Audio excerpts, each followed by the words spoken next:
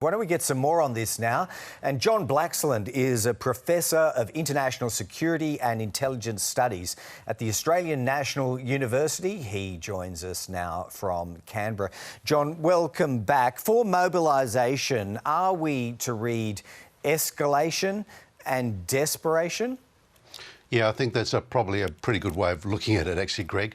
The bottom line is that to pull in at 300,000 additional troops, these are people who've been not practising, not training for a long time. They're people who are probably out of condition.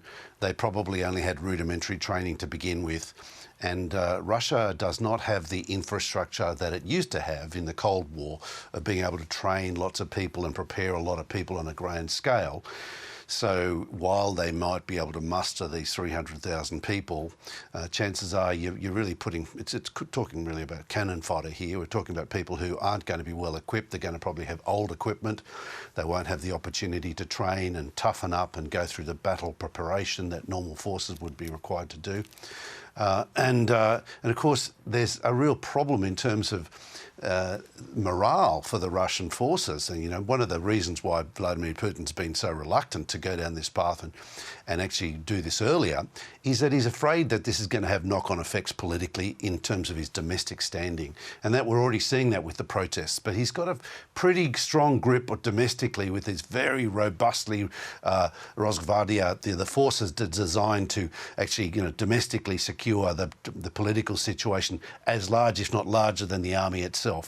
So he has that, but he's not using that against Ukraine. He's using people who basically, you know, are not in a position to make much of a difference. Right. Essentially, the tactics are World War II tactics: mass, simple, you know, not sophisticated, not precise, and not fighting for a cause that many people can really get their teeth into and believe wholeheartedly. And the evidence so far, John, is that showing us that the technological superiority that Ukrainian forces, coupled with donations from the West, have been able to muster is more effective, no matter the troop numbers on the other side?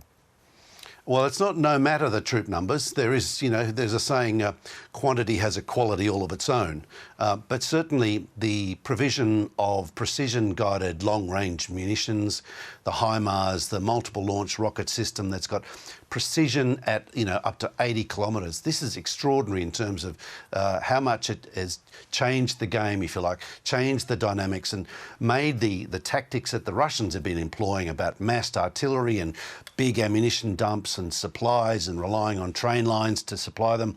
They've completely been disrupted. That model is not working. And so throwing more numbers at the problem is probably going to actually exacerbate the situation domestically for Russia. All right. Well, why don't we go to nuclear brinkmanship, which is also a big part of the deck that Vladimir Putin has in his hand right now. Are we to take him seriously when he says he does not bluff? Is this a real risk, the use of tactical nuclear weapons? Well, he's been bluffing that he's not bluffing for, you know, the last 7 months.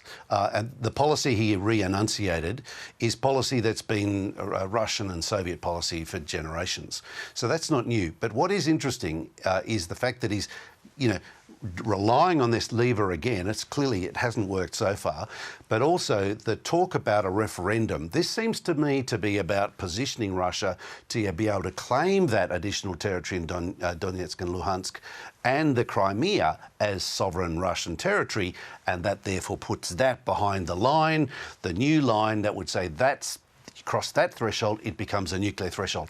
And that is a real escalatory move. And of course, that is in complete contrast to what Volodymyr Zelensky wants to achieve. And he's, you know, declared he wants to reclaim the Crimea. If that, you know, that's where we get against the clash of wills. It gets really potentially very, very ugly. Yeah, it certainly puts the West and NATO in a difficult position if we go there. John Blaxland, for your analysis, as always, thanks for joining us on News Breakfast. Thank you, Greg.